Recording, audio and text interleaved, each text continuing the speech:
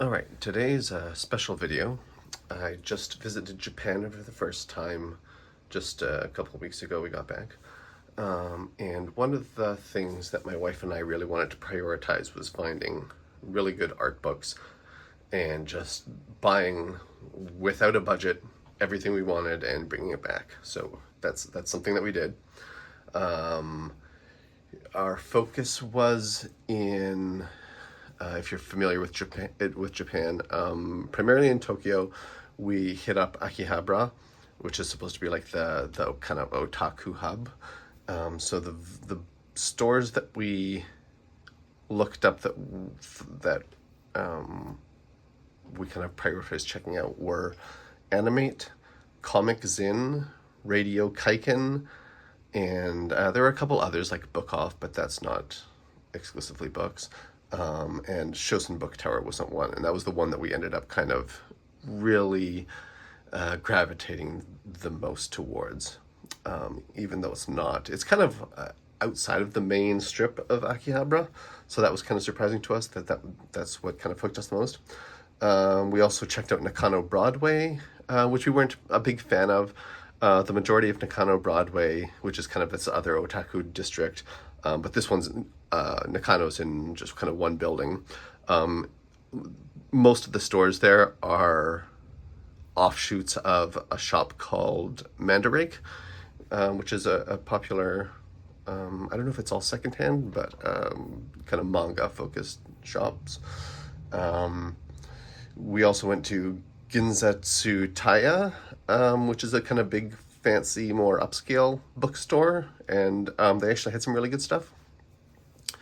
But when we looked up art books, it's hard to find the right words for the kind of like comic and design art books, if you want to filter to just places that sell that stuff. So there were a lot of kind of more like traditional, like classic painting and photography and that kind of stuff. We were also in a few other towns, so we went to Denden Town in Osaka, which is kind of Osaka's equivalent of Akihabara, and that was okay. I think we liked that better than Nakano Broadway. We went to there was a branch of Animate there as well, but the store that I really liked in Denden Town was Lashenbang, and I did buy a couple of books there. But we did all this stuff, and then the plan was kind of at the end of our trip we'd go back to whatever we found to be our favorite store and just do a big shopping spree there at the end. Buy a suitcase, fill it up, which we ended up doing. I bought like bubble wrap and stuff and packed it really carefully, and we brought like a whole suitcase back of books. And this is what I ended up with. My wife actually bought way more books, and these two and this one, these are actually my wife's too, but they're kind of there's overlap interest kind of there. So yeah, so let's get into this. So first, these first two books, these are Masamune Shirow, and these are not safe for work. So cover's pretty safe. Let me zoom out. Cover's pretty safe, but it's basically just hentai. Something interesting about Japanese books is, so they've got the dust jacket on these soft cover books, right? Like normal. But they've also often, like really consistently, have this second little thing. And this was kind of new to me. Because dust jackets to me, they're kind of just a pain in the ass. They just get in the way of reading the book. Like they're slipping around and everything. I don't want to damage it, so I don't want to like bend the corners if it comes up a little, So I always take them off before I read a book. But then a lot of these Japanese books have this second thing, and it's just like extra annoying that it's this second dust jacket. But it's really unique and interesting that this exists. So I was looking into some of this stuff, and they call this an obi, which is kind of, I think it's a Japanese word for belt or something. So it's actually the same word that they use to describe the sash that you wear around your waist with a kimono, and it's typically for like kind of like advertisements or to give a little more detail on the book or the author. So that's interesting. But then if I take all that off, something else I noticed about a lot of these Japanese books, the soft cover ones, is they will have so it's soft cover, so it's all bendy and everything. A lot of the time they have this weird gap between the cover paper and the end paper, and it's glued at this end, and it's glued at this end, but there's this gap here. And what happens is when you open the book, it kind of bubbles out a bit. This is not easy to show. It bubbles out a bit, and it kind of almost acts like a hand grip. I don't know if that's intentional or not. So I'm a librarian. I've done courses in archival. I've done bookbinding and stuff. But this was new to me. And I was like, at first I was like, ooh, this is kind of weird. But then I noticed it throughout almost all of these softcover books. And so I checked in with, sorry if this is boring, but if you're into books and art books, this might actually be interesting for you. I checked in with an archivist friend of mine, and this is someone who's on the board for 10 different archival associations. And this was also new to her. She hadn't heard of this. She was trying to look it up. We were both trying to Google and find the right terms for looking this up. That's how I found out about the obi, because that was the closest thing I could get. Anytime I tried to look up why there's a gap here and it's not glued in the middle, Google always thought I was talking about why aren't some books glued at the spine. It didn't. I couldn't find the right words. So my archivist friend forwarded my question on to a conservator friend of hers, so someone who works in book conservation and works with a lot of rare books. And she was familiar with this. She had done a course in bookbinding where they specifically had created this binding themselves in the workshop or whatever. So she's actually in the process of going back to her course notes and looking this up, and she's going to let me know what it's called and all this stuff. So that's really interesting. And yeah, so I couldn't find the words to look up what this is called, but I did draw a diagram. Maybe I can overlay it or something to explain to my friend, and then she forwarded that to her conservator friend.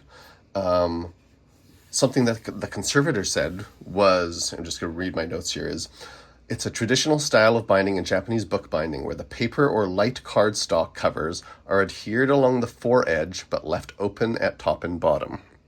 And I'm not sure what you meant by top and bottom, because I'm pretty sure it's just not glued all the way down the middle. It's glued on the sides here, but not in the middle between the cover paper and the end paper.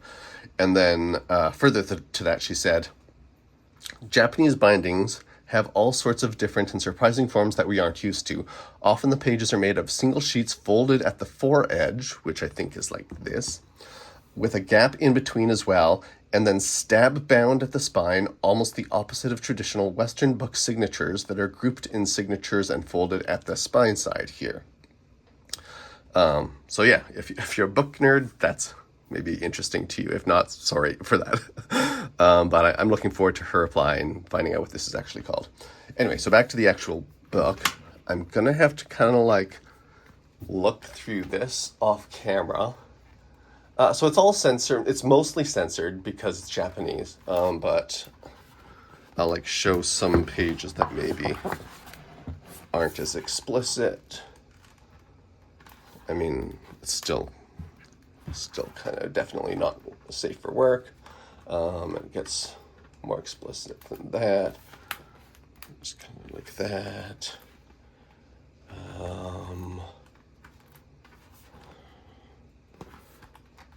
The more interesting stuff is I can't really show. It just kind of the examples I'm showing just kind of looks like pinups, but it's yeah. Yeah, I can't really show too much of this, but that's good. And then I've got the annoying dust jacket for that, so I've got to maybe put that to the side. So that's Greaseberries. That's one of, I think there's 4 Greaseberry books. So that's volume 1 there. And this one is W. Tails Cat. This is volume 1. And both of these series, I think this is also 4 volumes. Both of these series, though, have a volume of like monochromatic roughs. So just the pencil sketches, which is like, when I first saw this, I think I saw a copy in Animate and Akihabara. And I didn't even know this existed. I didn't even know that Masamune had an art book that was just like pencil drawings, because that's kind of more my jam. So I saw that in Animate, and I was like, oh my god, I want to buy this now, but I know our plan is to kind of come back later. So I didn't buy it at the time, but then I saw this at other shops. And I'm glad I was able to find this one again. I just bought one of each because they're in Japanese. These are also the biggest books. So I was kind of conscious that these kind of bigger format books, and it's quite thin too. So I was worried that they would get beat up in the suitcase on the way back. So I didn't want to get too many of them. I got one from each series.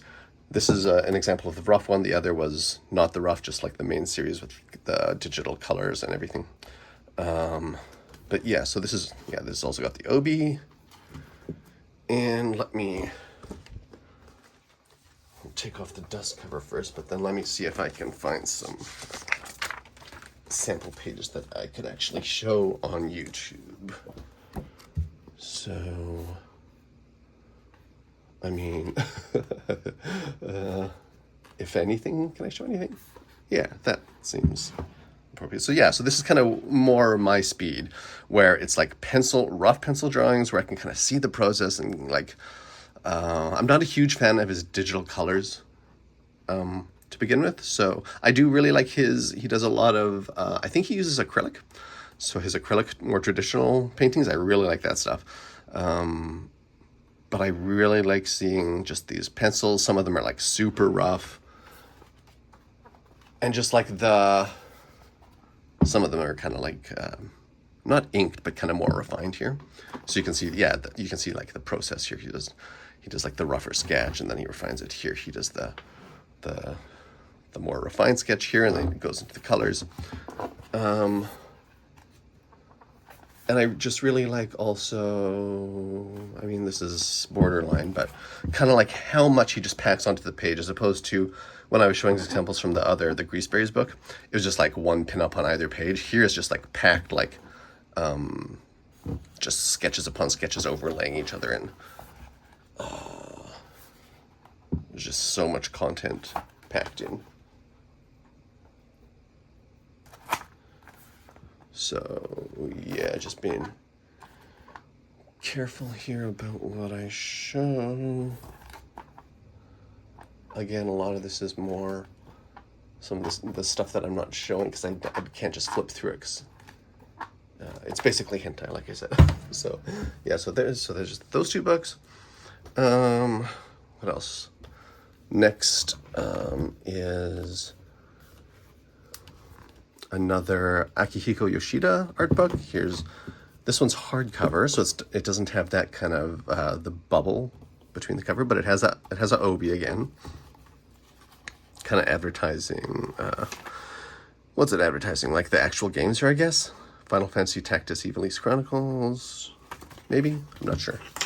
All these books are in Japanese, even though some of them have like English writing as well. I'm pretty sure they're all. Yeah. Well, some of them I guess have English throughout as well. But yeah, so I have one other Akihiko Yoshida art book. I think that was for Tactics Ogre. And I think in a previous video I was showing that it's actually still in the plastic wrap because I got a copy, I did the video, and then I realize it was damaged or something? So I returned it, got a new copy, and just didn't open it because I'd already done a video. One thing I should note too is that, this is crazy. So I found all these books that are like in North America, a lot of these are super rare. Not only that, but like those books that I just showed in North America on like eBay or Amazon or something, those would cost like $100+. In Japan, these are just super common books, and they're like 20, 30 Canadian, which is even less in American. Let's say if it's $20 Canadian, that's probably like 15 US. So like I didn't buy a lot of books, but I bought basically everything I wanted, and it was like $100 Canadian. So what, 85 US or something like that. So yeah, I saw this Akihiko. Another thing too, actually, I should note is when you go to bookstores in Japan, for manga and art books, everything is plastic wrapped. You can't preview anything. So, I mean, I'd been familiar with this before, this book in particular, Art of Final Fantasy Tactics. But in like Canada, this would cost me like, what, 60 to $100. So I was in the store. I wasn't sure how much of this was actually Akihiko Yoshida, because I'm a big fan of his, but I wasn't sure if there was like just like game art, you know, like 3D environments and stuff, which is not what I'm as interested in as much as like the pencil drawings and stuff and the watercolors. So in the store, I was standing there with this book in my hand and then YouTube in my other hand, looking up like how much of this is something I'm actually interested in. Turns out it's primarily Akihiko Yoshida. So here's some of this. This is not really my what I'm into, this either, but then most of it is these. Let me put my camera down a bit. Most of it is these Akihiko Yoshida character concepts. Really good stuff. So of course he worked with it's called Evilise Alliance, I think. I don't think they're together any longer, but they did Final Fantasy Tactics. They did Tactics. He did Tactics Ogre. They did Final Fantasy 12, Vagrant Story. Vagrant Story is one of my favorite games of all time. Final Fantasy 12 is my favorite Final Fantasy. Just like the music and the art and the direction and the story and everything of those games is just everything I love. He also, outside of Evilise Alliance, he did Nier Automata designs. What else? He did like the Final Fantasy 3 3D remake. The sprites are based on, or I don't know if you call them sprites because they're kind of 3D, but the character models are based on his drawings, and you can really tell. He's done a lot of other stuff, and I just really love his style. Next we've got this chunky Masamune Shirow art book. It's called Artworks in the Shell. Again, it was plastic wrapped, but I was able to YouTube this one again. I'm taking off all these obies, but I don't know if I'm going to remember which goes back on which, so. Okay. This one I got at the Ginza Tsutaya bookstore, so that fancy bookstore. Really cool. You should, worthwhile Google imaging that bookstore, because they've got like these 2 to 3 story tall bookshelves that are like really, really neat looking. So they had not too many Shirow books here, but they had a lot of Katsuhiro Otomo stuff, and that's really cool. They had a Katsuhiro Otomo kind of standalone display section, and what they had there was like a bunch of the Akira books. They had some of his other works, but the main thing was it was a print of a design that Katsuhiro Otomo had done for a relief sculpture that's in Ginza subway station. So he did this illustration, and it took, what was it, like 2 or 3 porcelain sculptors that took a few years to recreate his illustration as a porcelain relief sculpture that's just sitting there in public in Ginza Station. So I had gone to see that. It's really cool. I'm not a big fan of the execution, like the style of the sculptures. It doesn't really capture the Otomo style. So it's really cool in concept. Not a big fan of the execution of the sculpture itself. But anyway, so in this bookstore they had a copy of a print of the original illustration, and then they had like a little explanation of the sculpture. and some other things related to that, like a magazine article or something that was featuring it. As I was looking at this and taking pictures, a Japanese girl came up to me. She looked through her phone and then she showed me a picture of the relief sculpture. And like we had this nonverbal communication, which was like really standard for me and my wife in Japan because we don't speak any Japanese. And she showed me the thing, and I kind of nodded, and I was like, yeah, I just went and saw this. It's so cool. And we had this really cute nonverbal back and forth about this Otomo sculpture and print, and I thought that was really interesting, really fun. Anyway, sorry, there's a lot of talking, but Japan was a great time, and there's a lot of things to say about it. So this one's all safe for work. So it's called Artworks in the Shell, which is a bit of a misnomer because obviously Masamune Shirow's known most for Ghost in the Shell, but this includes art from across all of his stuff. So you can see here, there's Tank Police, this is Ghost in the Shell 2, this is Orion, which is one of my favorites. What do we have? There's Appleseed. I think there is some of his kind of hentai stuff in here as well. I remember someone describing Masamune Shirow as a hentai artist who happened to make this like mass appeal Ghost in the Shell cyberpunk story, but at heart he likes to do hentai, and I think that's a pretty accurate description, because I would say at least 50% of his published content is hentai. And even in like Ghost in the Shell, which is his most famous work, for the North American version, they stripped out, was it like 2 or 3 pages where there's just like an explicit sex scene. So that's just like a big part of who he is as an artist. Here's a lot of digital stuff, which I'm not as big a fan of. But this is like an example of like the acrylic work that I really do like of his. So, So he does, I was talking in a previous video about how I collected his Intron Depot books, but I stopped at volume 3 because that's when he started to kind of go into full digital stuff, and I'm not a big fan of that. And I think part of the reason why is like, I like some of his full digital stuff, and I like his traditional stuff, but I'm not sure that for me personally, his line work style matches with the digital style. So, if that makes sense.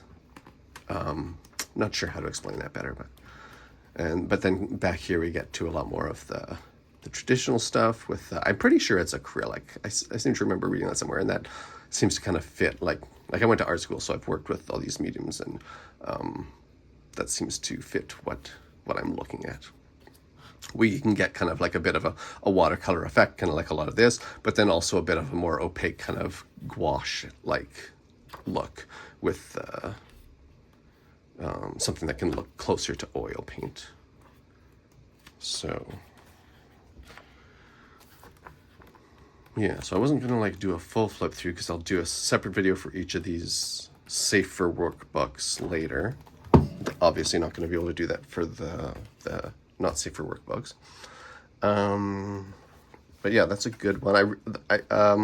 And yeah, so again, like for something like this, so chunky, what did I pay for this? This might have been 40 or 60. Was this $60? It says 60 on here, but I remember paying more, closer to 40. But yeah, like in North America, this would be like 150, 200 plus.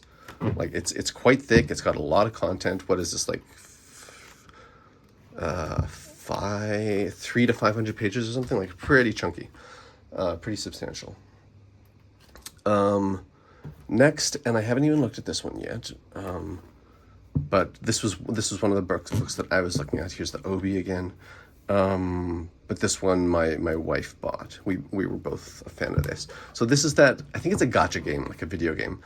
But we really like the art design, the characters and everything. So this is also a bit like cool. Safe for work, I don't know if you'd call it safe for work, kind of like on the border of like yeah, maybe you don't want to look at this while literally at work. But definitely YouTube safe, so. Yeah, so. Just a lot of kind of character designs in similar poses, but really like the line work and the design and everything.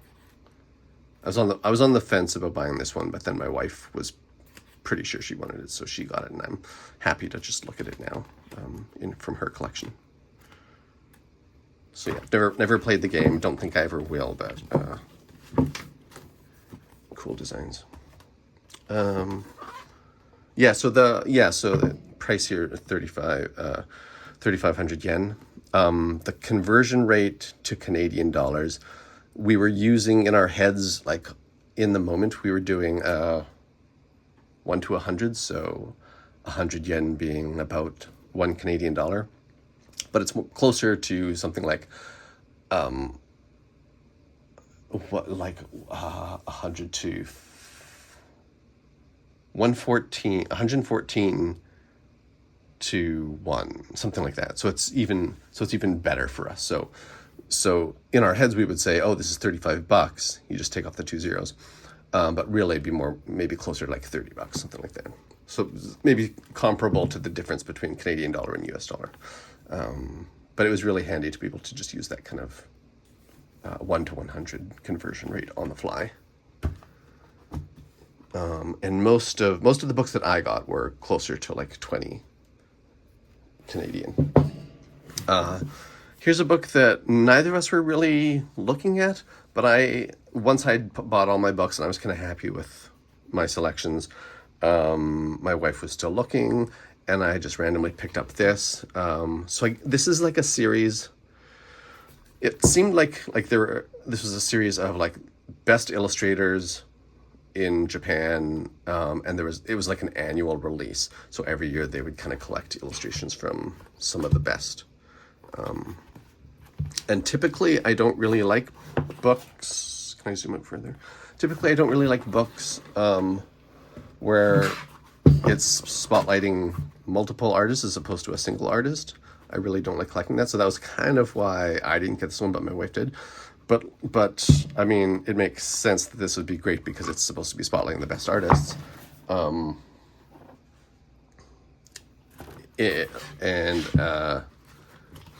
I really kind of agree with their selections. Like a lot of this is just, I'm really into it. I mean, not all of them, but that's really good. Oh, Iraville. That's on my wish list. This artist, I follow her on Instagram. I didn't think she was Japanese, but maybe this isn't Japanese artist only. Maybe this is just like, it does seem to be predominantly Japanese looking. So a lot of these don't really interest me so much. Oh, that one's really good. Is that the artist you? I'm not sure.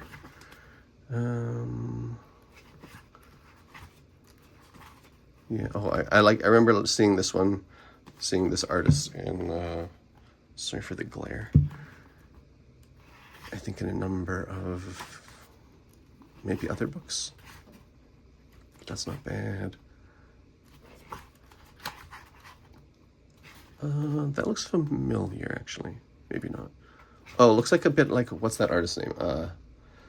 Kitu on Instagram. Similar to her. Yeah, I'm not familiar with most of these. That's kind of cute with the pastels. Kind of like the line art of that one.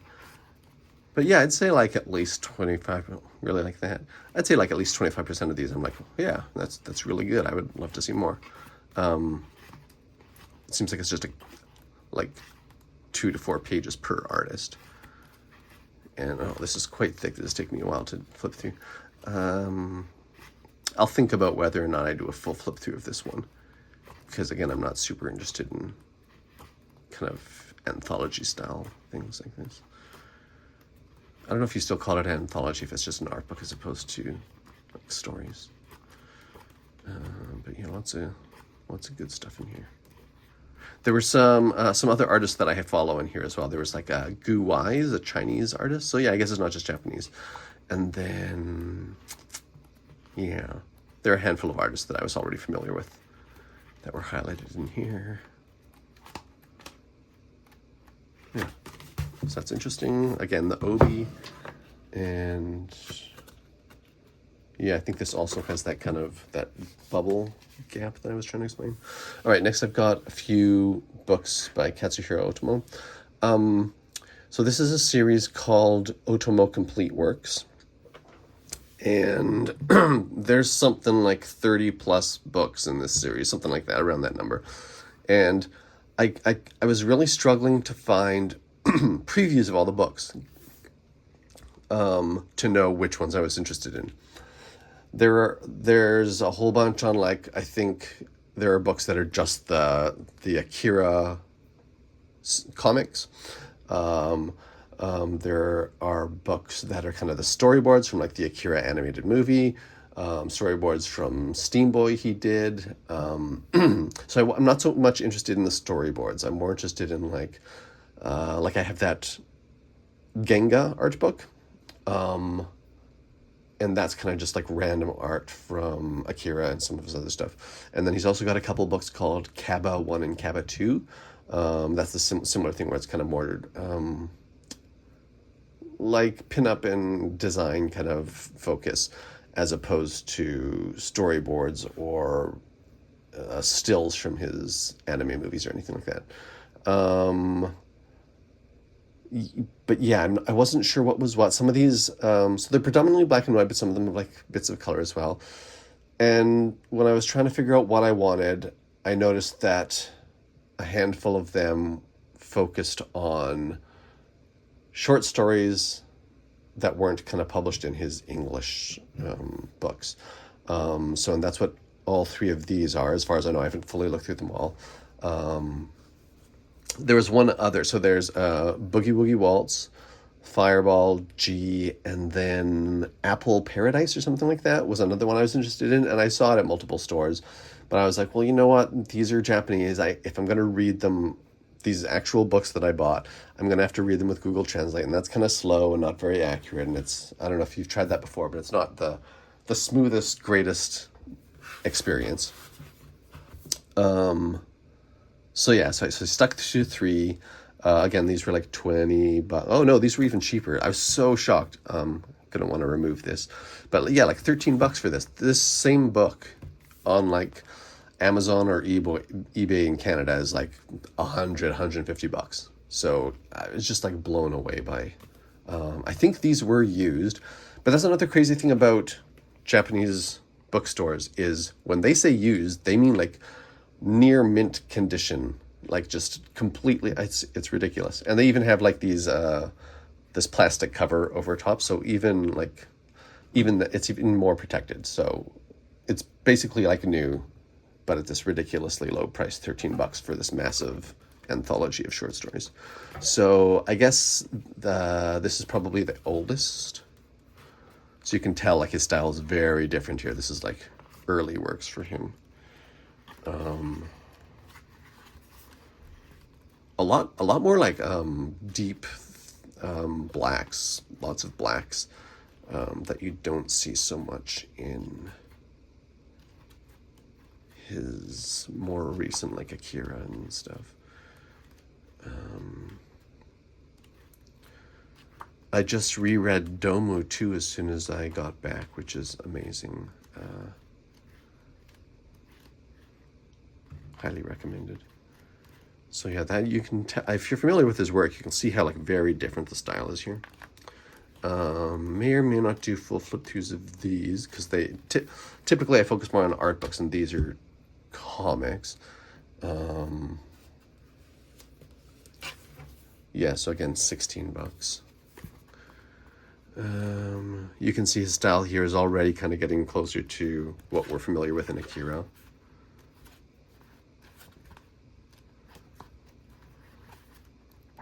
Here's some of the color stuff.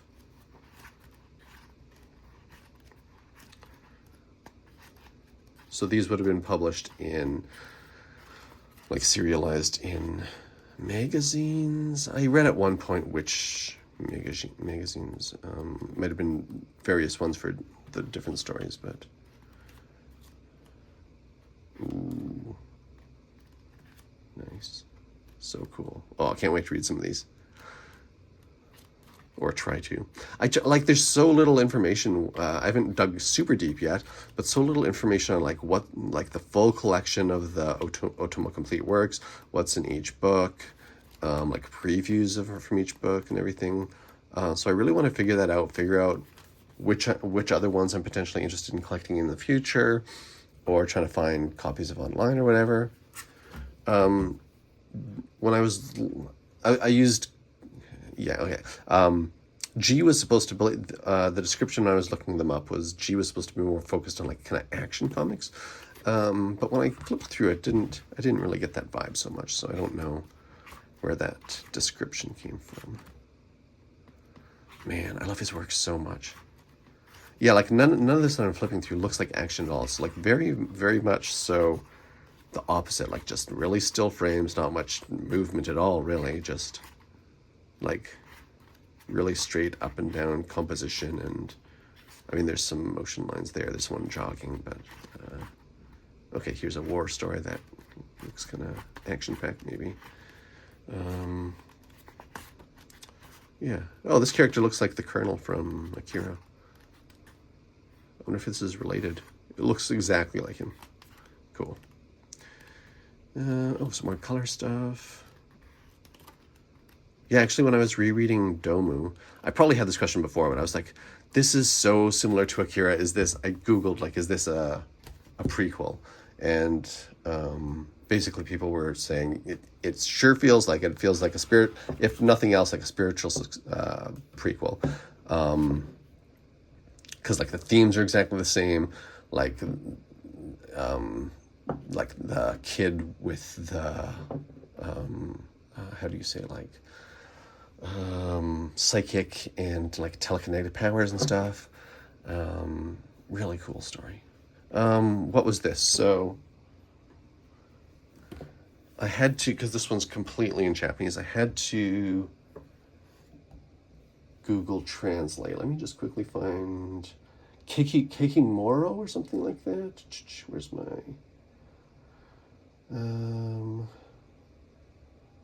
Kekemotsu. So a lot of these manga and art book stores have like full on just hentai sections, and the majority of them are just like really boring looking, like generic big boobed. They all look the same, with the standout of like some of those Shirow books, which I'm a big fan of his, so I grabbed a couple of those. Obviously, not all of them, but then there was like this kind of standout book that was like really like the style. It's not quite as explicit, or like generic, boring, just naked girls for the sake of naked girls, and it's like obviously not safe for work, but I really like the style of this artist. And it's just this short little 30-page book.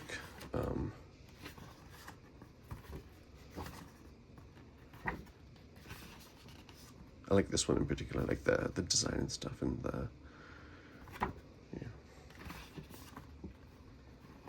I'm not familiar with this artist or what they've done, but it looks kind of almost like they maybe do video game design or something of that sort, the way some of those illustrations were put together. Here's another book. This is one that my wife bought, but another that we kind of were both interested in. Here's the Obi again. So like I'm saying, like this is on so many books, and then again, probably, oh, maybe this one doesn't have that gap, but I don't, okay, so there's an English title here, A Nest of My Own. So I really like kind of like just looks like watercolor, kind of like pastel tones and everything.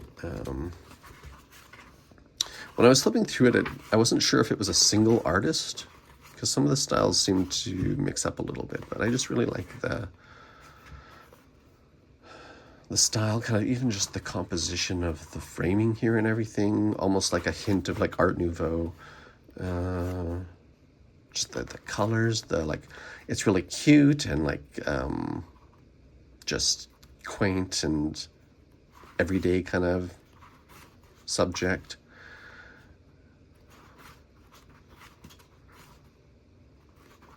Just really like calming and comforting, and like big sweater, comfy, cozy, like little garden here. It looks like, or something. Little blueprint with, I don't know what this is. Is this maybe your like outdoor sauna or something? One of the things that I was looking forward to the most in Japan was the onsen. And coming back from Japan, that was definitely maybe the biggest highlight. Another major highlight was the friendly deer at Nara Park. That's like an hour outside of Osaka. That was really cute. But the onsen, oh man, that was such an experience. We also stayed at a, so we got a private onsen, because typically the way onsen works is it's split between men and women, so you can't, like, I couldn't be with my wife, so we got a private onsen in Osaka, where we were able to just have a private bath, just her and I, no one else. That was really nice. And then our hotel in Osaka was a onsen hotel as well. And there's a distinction between onsen and sento, where onsen is with the natural hot spring mineral water, and whether or not it's in the location of the source of that water or not, like for the hotel, it was on the top floor of the hotel. So what they did was they brought in this mineral water from the mountain on a regular basis to fill up the baths up there. Whereas the sento is just tap water.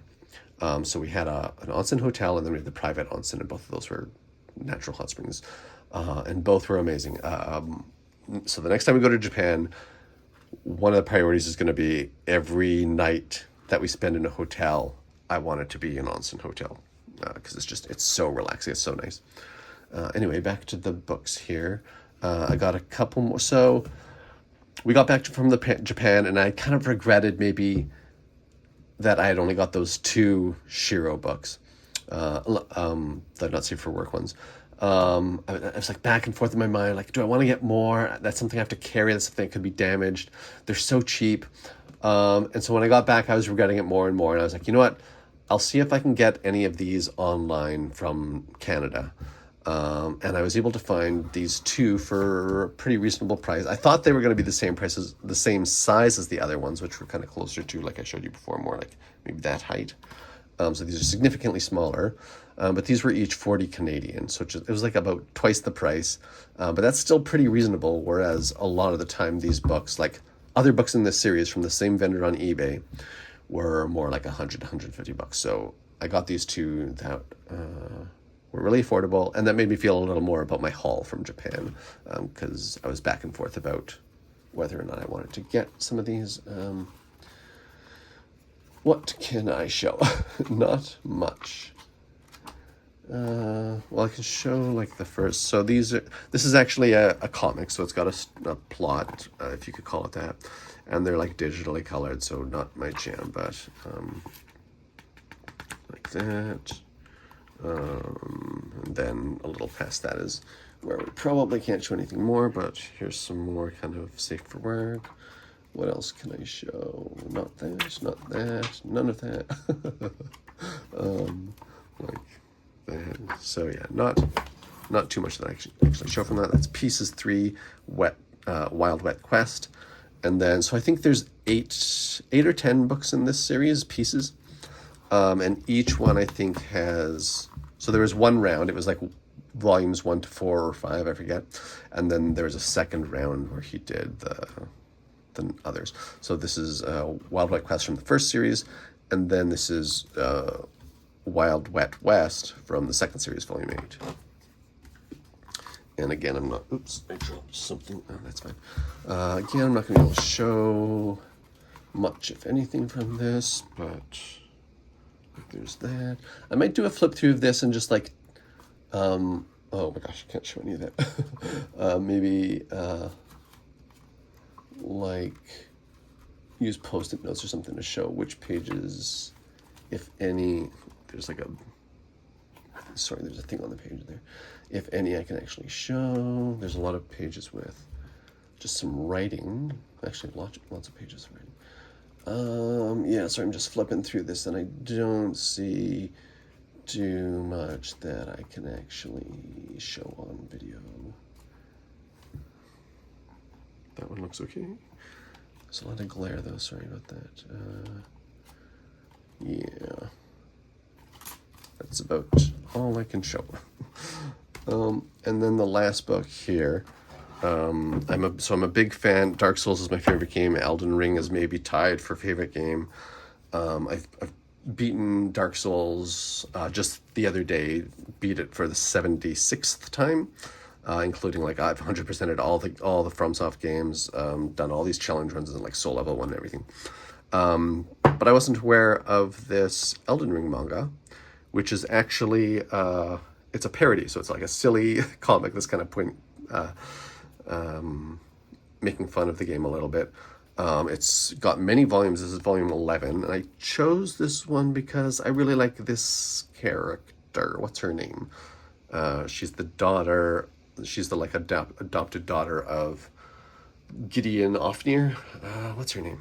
Anyway, I just wanted so it's in Japanese. I can't read it, but I wanted just to grab a volume. I think it was $10 too. Less than $10. It was like $8. Crazy. But I did see that there are English translated versions of this, so I got the one volume just to have. I'm also a big fan of Rykard, sorry. The big snake boss. I just saw him there somewhere there. Yeah. So I want to maybe find copies of the English ones and read those. There are some other Elden Ring books too. There's another Elden Ring manga, and it's got like chibi kind of covers. I'm not really familiar with that one either. And then I also saw in one of these shops there's a Dark Souls manga. I think the series was called like Dark Souls Redemption. I didn't get a copy of one of those. I kind of wish I had. I'm not sure if that's translated to, if there's a English translation version of that available. But actually, when I was looking that one up after the fact, once I got home from Japan, people online were saying that manga in particular actually has nothing to do with Dark Souls, so I thought that was kind of weird. But I'm glad I got a copy of this Elden Ring manga. One other thing that I saw that I was really tempted by was, the official art books for all the FromSoft games like Dark Souls, Sekiro, Elden Ring, Bloodborne, what am I forgetting? Demon Souls. Those are a little hard to get in North America, and they're pricier. People have third parties have jacked the prices for whatever reason. In Japan, I saw those books, like the whole collection of all the FromSoft art books. I saw them in like almost every art book store that we went to. And they were all like $20. All super, it's so crazy. But I kind of wish I got the Dark Souls ones because it's my favorite game, just to say I have it. And just to have it in my collection. But I'm not a huge fan, again, like I said, of the actual, environment designs and stuff. I'm more interested in, character sketches and concepts and that sort of stuff. So most of those books are kind of more just 3D renders, background paintings, not really the figurative stuff that I'm as interested in. So I didn't get any of them. I regret it a little bit, but also I probably would have never looked at those books anyway. But yeah, that's the haul. Usually I put the books back here. I don't know why I didn't do that, to kind of show again just the complete collection. And yeah, so I also have collected many books since my last collection video. But I'll like usual, I'll wait until I've accumulated a lot more from my regular collection as opposed to this Japanese haul, before I do a video for all of those. And there have been some interesting Kickstarters that have come up recently that I've kind of wanted to post about. Let's see if I can think of any off the top of my head. There was, Matteo Scalera did a Kickstarter for his newest comic, I think it's called The Fourth Father. I really wanted that one, but to order for Canada, the shipping is always crazy from Kickstarter, and it would have been like $100 just for a trade paperback book. So I'm like, ugh. I'm kind of confident that that one will be released like maybe a year after the Kickstarter's done. So I might have an opportunity to still get it at like a more regular, reasonable price, like something closer to 30, 40 Canadian. What else? So that's what we got. Oh, when I was in Japan, we were in Shosen Book Tower. So that was the one book where I bought most of this stuff. And I saw, so there's so Kim Jung-gi is that famous Korean artist who's like so beloved, and he passed away unfortunately a couple years ago now. There's a guy that worked at, he works at the same studio, Super Annie, and his English name is Stonehouse, something like that. And the only kind of English adjacent thing he's published is this super thick anatomy book. And I saw that book in Shosen Book Tower. And I was like, oh, I wish he would just release an art book. I love his work so much, but I don't really want this anatomy book. I don't like it's not really what I'm looking for, even though a lot of the illustrations are amazing and I would love to look at them.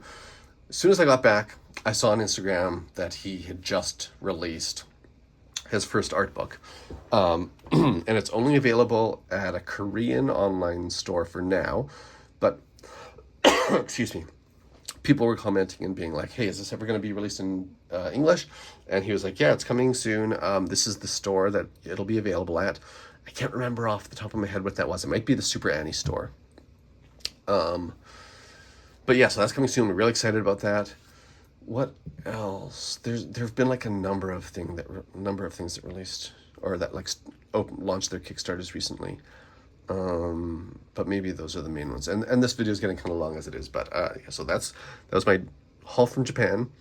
I'm really excited to go back again in the near next few years or something. Maybe when gas prices are more reasonable again, because that's getting ridiculous. And kind of research better, figure out where even better bookstores might be. I know there's like a, what's it called? Like there's just a book district in Tokyo somewhere. It's called like Little Book Town or something like that. That might be a good place to look. There's another otaku district that we didn't check out. Well, there's a couple actually. There's Otome Road, which is like a more female kind of manga anime focused place. We were going to check that out, but after being disappointed by Nakano Broad, we were like, I don't know if we're running out of time. Maybe we're not going to like that one either. There's another one I can't remember the name off the top of my head. It's hard for me to pronounce too. So there's another one that we might check out next time. But yeah, it was a great trip. Happy to get all these new books and kind of work my way through translating some of these Otomos. And yeah. There was actually, when I went to get these Shirow books, I noticed on Amazon that just recently they re-released like a deluxe Appleseed book. It's a 2-volume book. The first book has all the Appleseed comics. The second volume has the supplementary materials. So there were 2 books. One was Appleseed Hypernotes and one was Appleseed ID. I've got both of those, but this second volume includes that, and then I'm hoping more stuff that wasn't included in those books. So I pre-ordered that. That comes out later. The first volume's already out, I think. But I pre-ordered the supplementary materials volume, and I'm hoping it's got stuff that I've never seen before. So that's kind of exciting. I think that's a hardcover. And then, yeah, and then I have another kind of random art book that I ordered from eBay. Something that I saw in Japan, but I couldn't quite, there was a section for it, but I couldn't quite find this exact book. So I ordered that, but it's not really as related to this kind of comic manga stuff as my usual videos. So may or may not do a video of that. But yeah, otherwise that's it. Really happy with my haul, and yeah, I'll probably do individual videos of some of these down the line. So thanks for watching as usual.